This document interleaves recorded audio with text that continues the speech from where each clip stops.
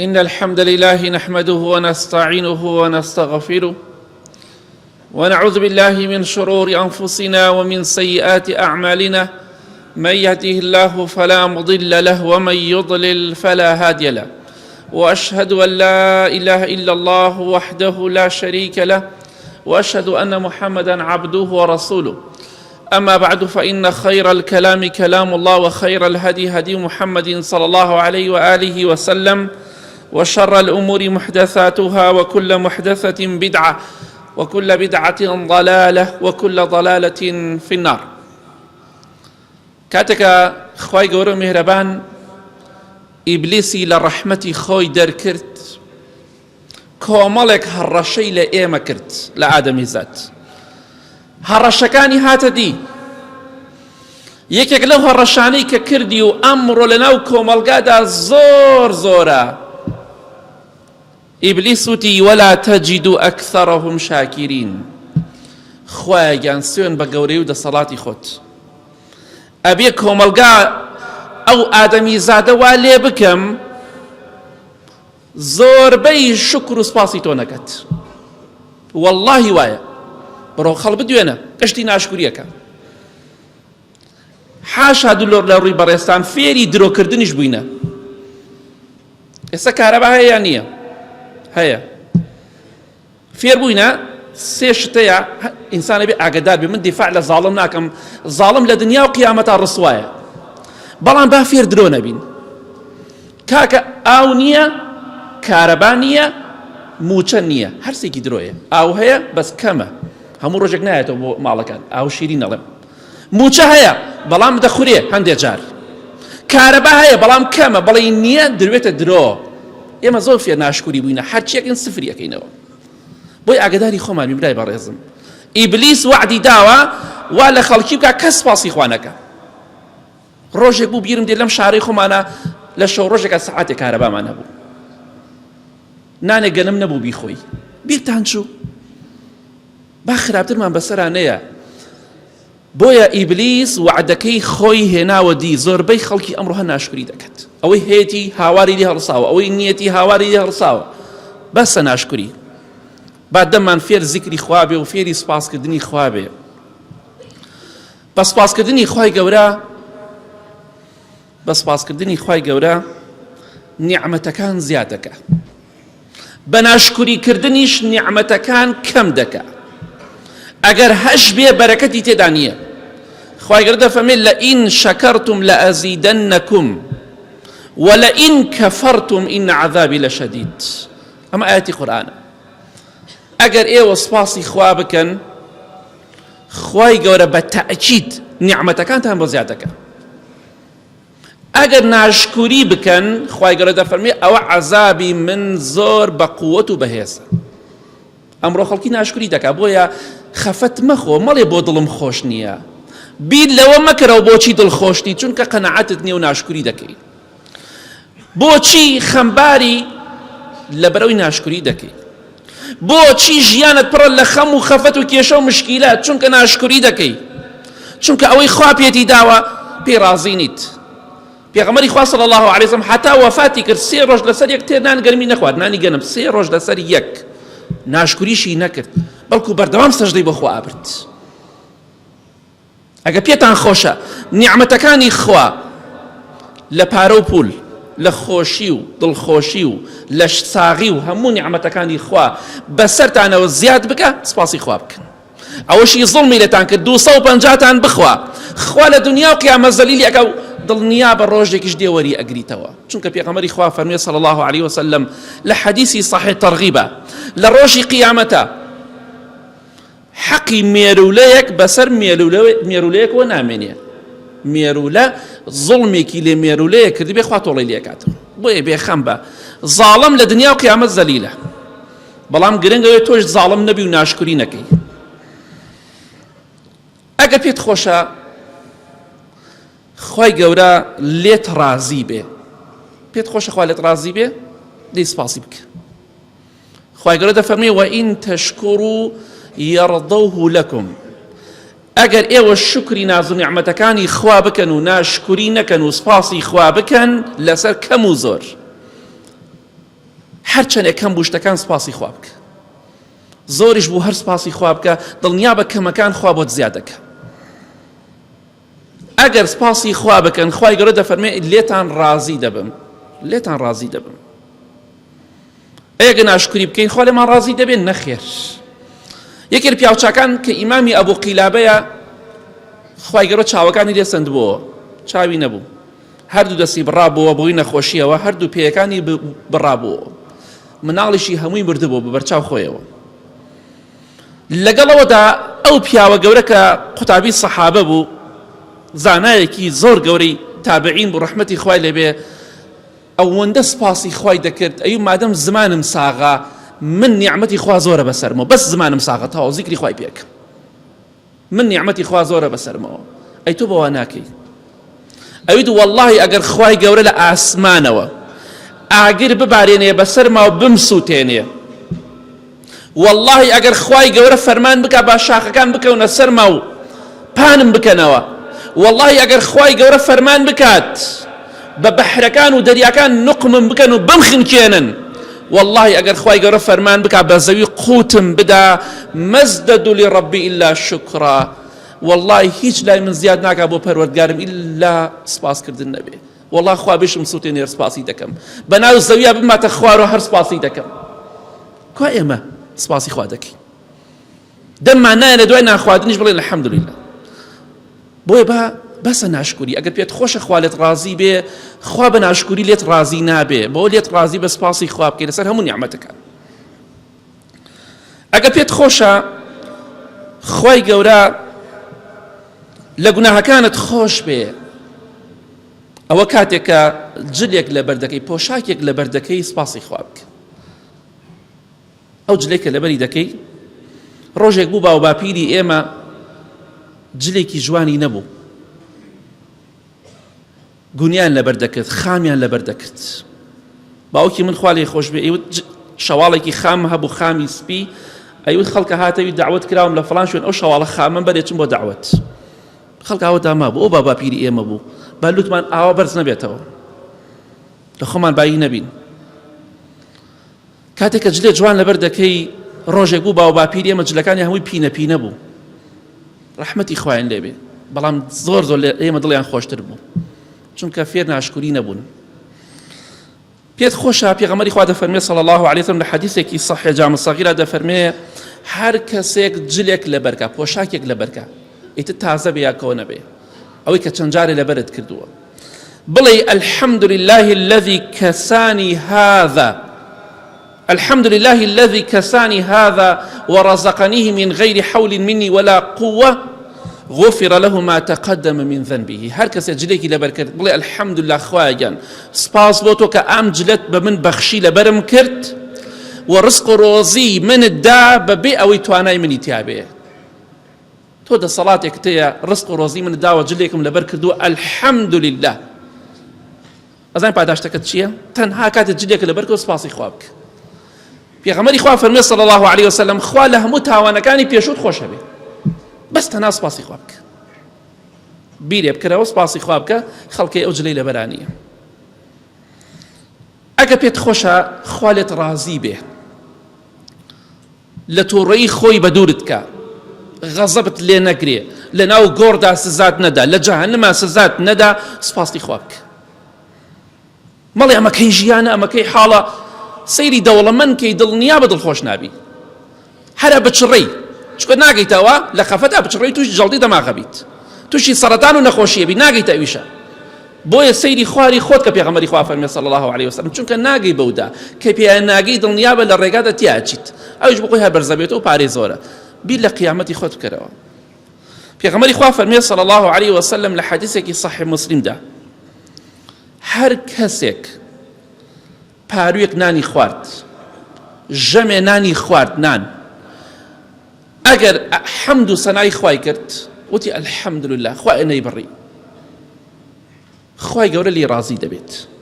و ئەگەر کەسێک لە ئێوە ژەمێ خواردنی خوارد، خوا لێی ڕازی دەبێت. ئەگەر کەسێکیش لە ئێوە بە هەمان شێوە قومی ئاوی خوارد، گڵاسی ئاوی خوارد، سپاسی خوای کرد الحەمد لله،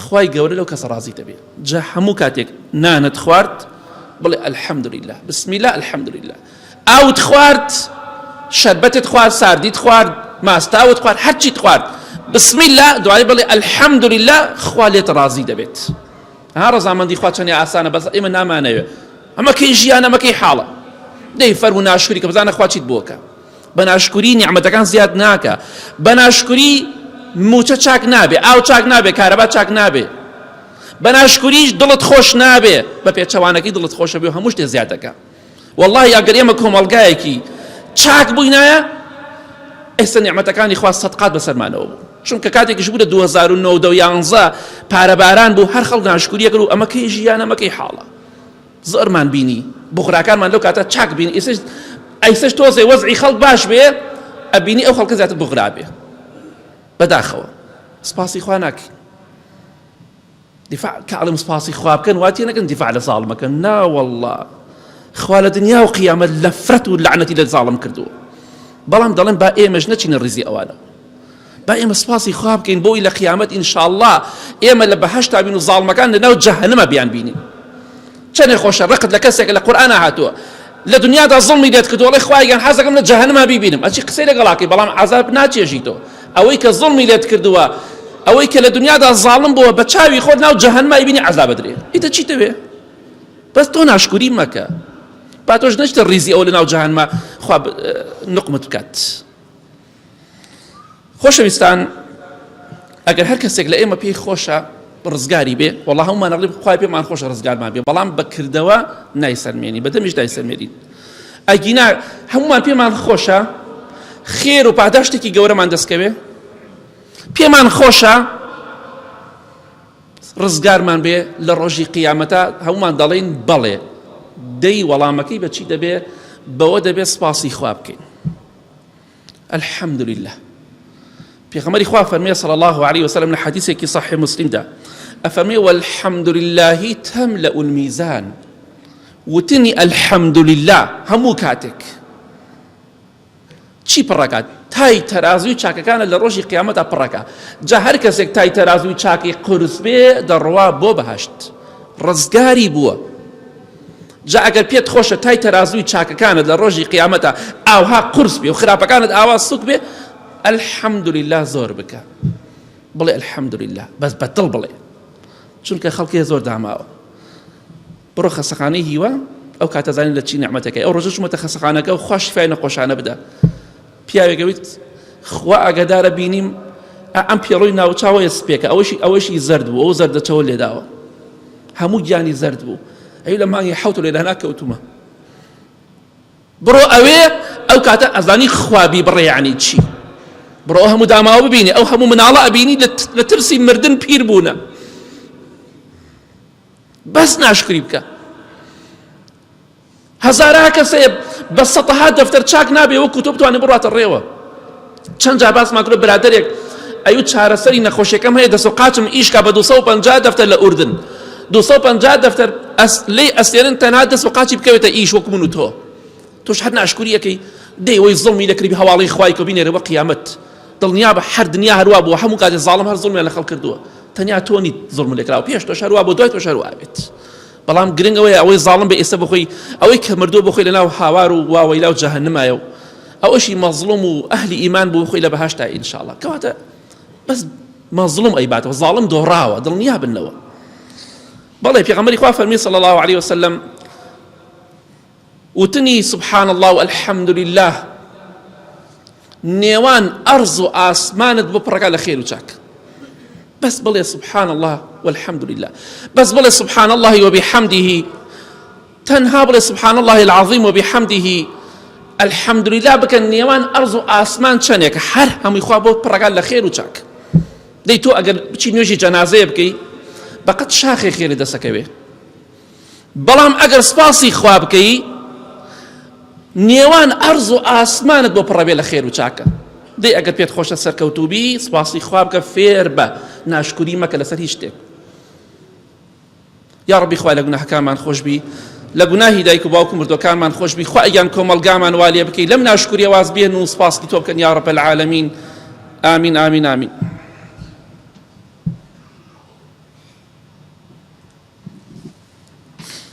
الحمد لله والصلاة والسلام على رسول الله وعلى آله وصحبه ومن والاه.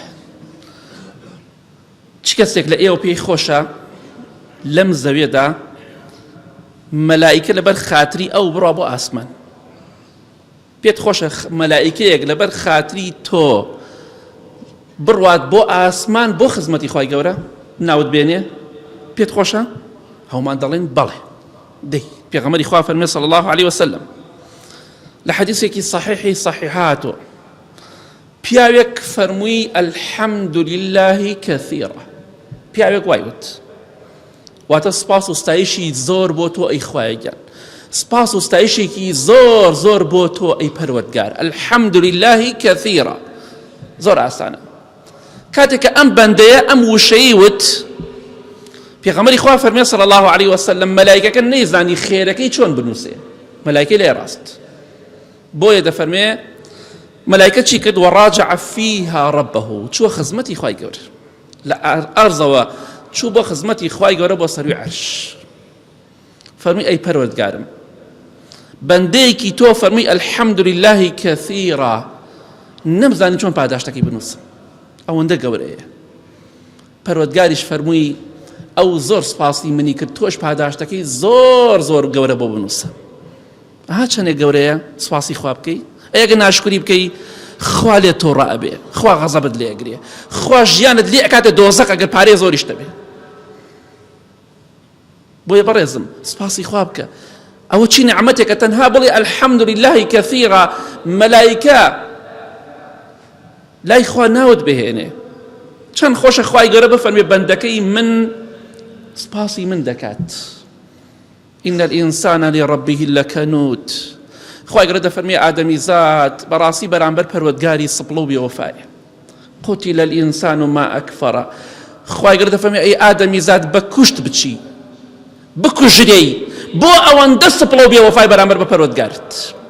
خوای گەورە هەڕەشت لێ ئەکات. قتل الإنسان، دەی بە کوشت بچی ئینسان مادەم ئەوەندە سپڵە و بێوەفایە. یاخود لە معنای تری بەرنەفەتی خوا بکەوێ ئادەمیزاد بۆ ئەوەندە بێوەفا و سپڵەیە، کەواتە ئاگادار بە سپڵە و بێوەفا بووی بەرامبەر نیعمەتەکانی خوا. هەر ناشکریت کرد دڵنیا بە خوای گەورە غەزەبت لێ کرد، دڵنیا بە لەوە. تۆ لە بەهەشتا نیت هەموو شتێ بەدڵی تۆ بێ، نابێت. بەڵام گرنگ ئەوەی دڵنیا بە مێرولەیەک زوڵمی لێت کرد بێ خوا تۆڵی لێ کاتەوە. ئەگەر کەسێ زاڵم بێەوە هەر باسی مەکە، کەواتە مرتاح بە بەخوا ئەوەی کە ئەوان دێتێ خۆن هەر لە قیامەتەوە بەکەڵکت دێ سافی وەرێگریتەوە. دڵنیا بە تکێ نەوتە نافەوتی 250 نافەوتی و بێخەم بە ئینشاڵڵا تەواو مرتاح بە. ئیماندار ئەوە خۆشەکەیەتی دڵی خۆشە ڕۆژێک دێت ڕۆژی محاسبەیە هیچی نافەوتی حەقی بۆ خۆی وەرئەگرێتەوە، کەواتە بە هەر کەسەی خۆی بۆ هەبی خوا. چونکە ئەمڕۆ بەیانی ئەمرین کۆتایی بە ژیانمان دێ. کەواتە الحەمد لله کەثیرا زۆر بکەن. هەر کەسێک لە ئێمە پێی خۆشە خوای گەورە لە تاوانەکانی خۆش بێ با سپاسی خوا زۆر بکە. پێغەمبەری خوا فەرمێ صلی الله عليه وسلم لە حەدیثێکی صحیح جامع صغیرە ئەفەرمێ هەر کەسێک خواردنێک بخوا وتی الحمد لله الذي أطعمني هذا ورزقنيه من غير حول مني ولا قوة. خوا سپاس و ستایش بۆ تۆ بەبێ ئەوەی دەسەڵاتی منی تیابێ تۆ نانێکت بە من بەخشی خواردم، ژەمێ نانم خوارد. ئەگەر تۆ سپاسی خوات کرد لە دوای نان خواردنەکەت غفر له ما تقدم من ذنبه، خوا لە تاوانەکانی پێشوت هەمووی خۆش دەبێ، هەموو تاوانەکانی پێشوت چەند ساڵت دەی سپاسی خوا بکە لە کاتی نان خواردنە. خواردنەکەت بەدڵ بۆ سپاسی خوا بکە، بەدڵی شت نەبوو شتێتر بخۆ، یا پارەی گیرفانێ بڕۆ لە بازاڕ شتێ بخۆ پێویست ناکە بۆڵە بڕۆ بەسەر ژن نابکەی. تۆش ئازا بە 6 حیوانەوەکە ناو مجەمەدێک با ئەمڕۆژە گۆشت بۆ بکەن کە هیچیشیان بۆ ناکری بۆڵە بۆڵیش مەکە. بەداخەوە هەیە هیچ ناکری بۆ ماڵم ناڵەکە ئەم خواردنە چییە؟ ئێدە جەناب بڕۆشت بکڕە بڕۆ مجەمەدەکە پڕکە ئەو کاتە قسە بکە. ژنەکەت ملیۆنە 500,000 بدە بەدەستیەوە با خۆی شت بکڕێ بە دڵی خۆی مەسرفی ماڵ بکە ئەو کاتە قسە بکە. بەڵام تۆ هیچ لە بارانیە قسە بۆکەی بەداخەوە داوای گۆشتەکە گۆشتی لە ماڵەکانی و گۆشتیش ناکرێ خر نابێشتیوە. ئینسان ببیرێ دەخۆی بکاتەوە. ئەگەر پێت خۆشە مەلایکە مسابقە بکەن پێشبڕگێ بکەن بۆ ئەوەی کە چاکەکانی تۆ بەرزکەن و بۆ ئاسمان سپاسی خوا بکە. لحديثك صحيح بخاري مسلم دهاتوا إمام الرفاعي كوري رافع رضاي خواه لبي أفرمي إيما لخزمتي بيغمري خواه دابين صلى الله عليه وسلم لبشتي ونيوج ما عندكت نيوج ما عندكت نيوجي جماعات كاتك خوشويستي خواه صلى الله عليه وسلم فرمي سمع الله لمن حمده بياويك لدواوا فرمي ربنا ولك الحمد حمدا كثيرا طيبا مباركا فيه أو نديوت زور ما نبرم على الحمد لله حمدا كثيرا طيبا مباركا فيه سمع الله لمن حمد زان يعني شي يعني أوي سباسي خوابك خواي قورا سپاسەکەی دەبیستێ ئەمە یەک سەمیعە بە معنای بیستن دێ بە معنای وەڵامدانەوەیش دێ واتە ئەو کەسەی سپاسی خوا بکە خوای گەورە سپاسەکەی دەبیستێ و خوای گەورە دوعاکانیشی قبول دەکات بۆیە ربنا ولك الحمد خوای گیان سپاس بۆ تۆ حمدا كثيرا طيبا مباركا فيه حمد سنايكي زور زور بۆ تۆ ئەی پەروەردگار جاكاتك أمبي أو أميوت دعاء سمع الله أمي زياد كن ربنا ولك الحمد حمدا كثيرا طيبا مباركا فيه في غمر إخوة صلى الله عليه وسلم سلام دايو فرمي أو كشيبو أو وشيوت حمدا كثيرا طيبا مباركا فيه أو زياد كن دعاء سمع الله كا بيا فرمي من بوم فرمي والله سرم صرما زيادة للسي ملائكة بيني سی مەلایکە زیاترم بینی هەمویان پەلەیان دەکرد کامیان زوو بینوسن و بەرزیکەنەوە بۆ ئاسمان هەمویان پەلەیان بوو زوو بینوسن و بیبن بۆ ئاسمان سی مەلایکە زیاتر منافەسەی کردووە تەنها بۆی ئەم وشەیە تۆ ئەڵێ حەمدەن کەثیرەن طەیبەن مبارەکەن فی حەمد و سەنای زۆر بۆ تۆ ئەی پەروەردگار تەماشاکەی خوا ئەو مەلایکە بێتاوانانەی داناوە بۆ من و تۆی تاوانبار بۆی کە چاکەکانمان بنووسن و بەرزیکەنەوە بۆ ئاسمان سی مەلایکە زیاتر منافەسە بکەن مسابقە و پێشبڕکێ بکەن بۆ ئەوەی چاکەکانی تۆ سپاسەکەی تۆ بەرزکەنەوە و بیبن بۆ ئاسمان هەمویان پەلایان و کامیان زووتر بینوسێ و بیبا بۆ ئاسمان الله ئەکبەر ئەچەنە ناشکرین ئێمە لە کۆتا خاڵدا دەڵێم ئەگە پێت خۆشە خوای گەورە سپاس و ستایشێکی زۆرت بۆ بنووسێ پاداشتێکی زۆر گەورە وەرگری بە پێی قورئان بە پێی حەدیث هەرچی لە ئەم بوونەوەرە هەیە ڕۆحدار و بێڕۆح هەمووی سپاسی خوا دەکە هەمووی زیکری خوا دەکە لە قورئانە باس کراوە بەخوا دارە بەردە ئاوە خۆڵە هەتا سێبەرەکان سێبەری مرۆڤەکان خوای گەورە دەفەرمێت سێبەرەکانیش سێبەری دار و مرۆڤەکان و هەموو شتێکیش هەمویان سەجدە بۆ خوا دەبن کاتی خۆی بە درێژی باسمان کردووە جا ئەگەر پێت خۆشە بەقەت هەموو سپاسی مەخلوقات خوا خێرە بۆ بنووسێ گیان لەبەر هەمووی سپاسی خوا دەکا دار و بەرد سپاسی خوا دەکەن مەلایکە سپاسی خوا دەکەن جنۆکە سپاسی خوا دەکەن مێر و لەو هەرچی گیانلەبەری بچووکشێ هەموو سپاسی خوا دەکەن ئەگەر پێت خۆشە خوای گەورە بەقەت هەموو سپاسی ستایشی مەخلوقات سپاست بۆ بنووسێ ئەم زیکرت لە بیر نەچێ خۆشەویستی خوا فەرمێ صلی الله علیه وسلم لە حەدیثێکی صحیحدا لە صحیحە هاتوو هەر کەسێ چووە سەر جێگای نووستنەکەی کاتێکی دەوێ بخەوێ لەسەر جێگای خەوتن ئەم زیکرە بخوێنێ الحمد لله الذي كفاني وآواني الحمد لله الذي أطعمني وسقاني الحمد لله الذي من علي وأفضل اللهم إني أسألك بعزتك أن تنجيني من النار يعني دڵی خوایە سپاس بۆ تۆ شوێنێکت بە من داوە تیایدا بخەوم ئیسراحەتی تیا بکەم خانوویەکت بە من داوە خەڵکی خانووی نییە خوایە سپاس بۆ تۆ کە خواردن و خواردنەوەت بە من بەخشی خوایە سپاس و ستایش بۆ تۆ کە جلوبەرگت بە من بەخشیوە خۆمی پێدا پۆشم خوایە سپاس و ستایش بۆ تۆ داوات لێ ئەەکەم بە عیزەت و بەدەسەڵات و گەورەی خۆت من لە ئاگر بپارێز هەمووی حەمد و سەنای خوایە ئەگە تۆ ئەمەت کرد چەندێک خێرە دەسەکەوێ پێغەمبەری خوا فەرمی صلی الله عليه وسلم فقط حمد الله بجميع محامد الخلق كلهم ئەوە خوای گەورە بەقەت پاداشتی هەموو سپاس و ستایشی مەخلوقات هەموو بوونەوەری خوا کە سپاسی خوا دەکەن چەندێ پاداشتی هەیە تۆ تەنها ئەوەنە پاداشت دەسەکەوێ تەنها سپاسی خوا بکە ئەی خوای گیان سپاس بۆ تۆ دەخەوم لەشم ساغا خەڵکێ لەبەر ئازار خەوی نییە خەڵکێ لەبەر دوژمنداری خەوی نییە خەڵکێ لە خەم و خەفەتە خەوی نییە دەی سپاسی خوا بکە بخۆ لەسەر جێگاکە دەخەویت بە جلێکی ماڵەوە دەخەویت سپاسی خوا بکە خەڵکی حرەسی هەیە سپاسی خوا بکە تۆ پاشای بۆ خۆ دەڕۆیتە هەر شوێنێ ئەستۆڕێتەوە ترست نییە خەڵکێ ناوێت لە ماڵەکەی دەچێت بێ 5-6 نەفەر 10 نەفەر لەگەڵ یابێ ئەم لاولای لێ بگرن ئەوە کێ ژیانە ڕۆژێکیش دێ مەلەکەل مەوت دێن نەحساب بۆ حرەسەکە و نەبوو هیچ کەس ڕۆحی گەشە ئەڕات تاو کەواتە ئاگاداری خۆت بە سپاسی خوا بکە لە کۆتاییدا دەڵێم بەسە ناشکوری سپاسی خوا بکەن لەسەر هەموو نیعمەتێ ئەوەش دەڵێم زاڵمیش چی بەرامبەرتان بکات دەسەڵاتدار بێ یا بێ دەسەڵات بێ و خزمی خۆشت بێ دراوسەی خۆشت بێ زاڵم بێ خوا لە دنیا و قیامەت زەلیلی ئەکا و ڕسوای دەکات دڵنیا بنەوە بێخەم بن ئینشاءڵڵا بەس تۆ سپاسی خوا بکە خوای گەورە هەموو ئاواتەکانت دێنێتە دی ئینشاءڵڵا لە دنیا و لە قیامەت اللهم اغفر للمؤمنين والمؤمنات والمسلمين والمسلمات الأحياء منهم والأموات من أهل السنة والجمعة والجماعة يا ربي خوايا شفاء نخوش كان من بدي بتايبتي أواني داوي دعاء خيريان كدو يا ربي خوايا وما اللي بكي بردوام سباسي توبكين